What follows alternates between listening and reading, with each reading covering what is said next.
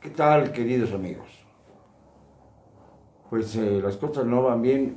Hay muchas personas que se molestan y a lo mejor tienen razón por los cuestionamientos que hago.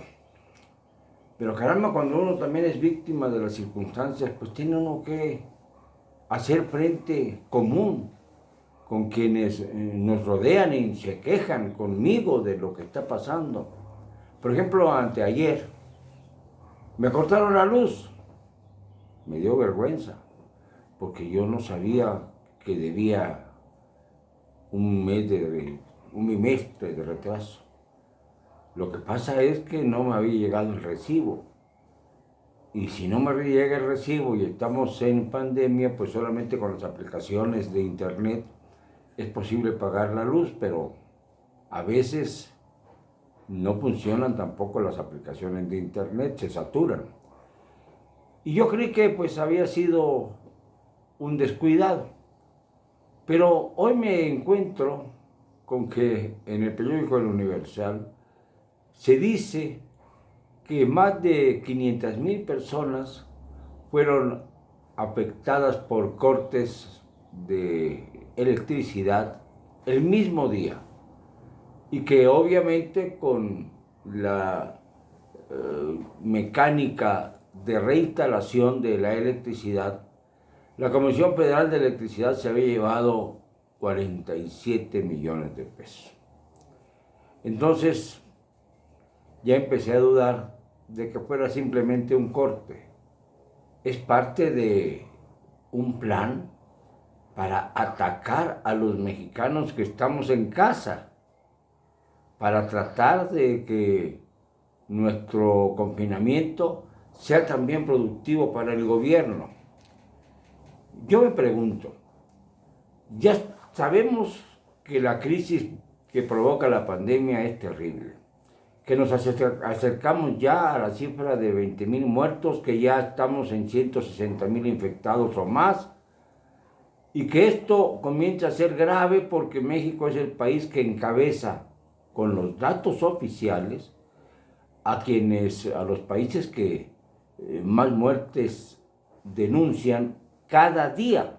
Ya estamos encima de los demás países, 780 y tantas defunciones el día de ayer.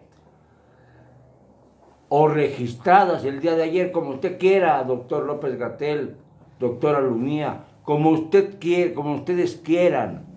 Pero es un hecho que se están muriendo más que en ninguna otra parte del mundo. Y esto no tiene más explicación que la negligencia oficial. Pero bueno, ya estábamos más acostumbrados a la pandemia, pero me parece terrífico que el gobierno del país no esté adoptando las medidas necesarias para la pospandemia. Dice López-Gatell que se va a alargar. Algunos dicen que hasta octubre, otros dicen que hasta fin de año.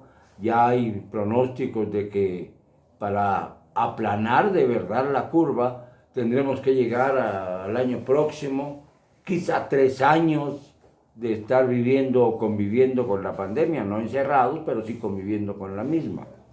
Y se van a ir sumando muertos. ¿Cómo se mueren 100,000 personas por el cáncer, por la diabetes, por las enfermedades cardíacas? Cada año aproximadamente son 100,000 en cada uno de estos renglones. Pero la pregunta que yo hago y que me hago es, bueno, ¿y después de la pandemia qué? ¿Ya se están tomando previsiones para evitar una hambruna general?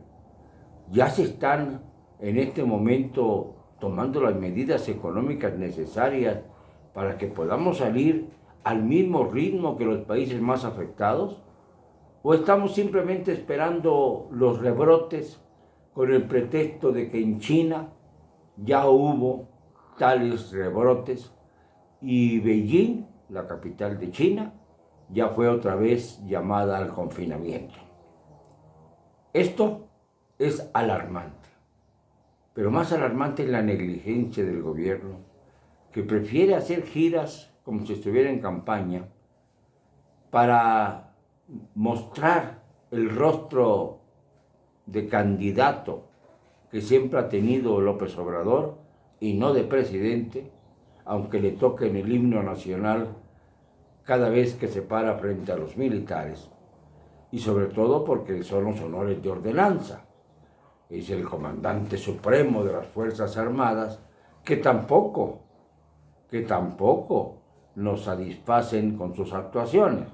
Al contrario, hay un verdadero clamor por todo el país acerca de los abusos militares. Y lo sabemos bien, no son de ahora, pero tenemos que estar señalando lo que está pasando en el presente. Dicen que los gobernantes que solamente hablan de los pecados del pasado es porque no sabían, cuando se postularon, qué dimensión tenían estos pecados. Y entonces llegaron con la venda puesta y no saben gobernar. Esto es algo muy parecido a lo que está pasando ahora, no saben gobernar. Y como no saben gobernar, desgraciadamente, resultan peores que los gobiernos anteriores. Sí, porque si al gobierno de Peña lo acusamos y lo señalamos con fiereza, y lo sigo señalando, 3 libros publiqué sobre esto, por los sucesos de Ayotzinapa y las matanzas de Tarmato, Tlatlaya, etc. Aquí tenemos que hablar también de lo que ocurrió en Hidalgo, en donde está hoy el presidente.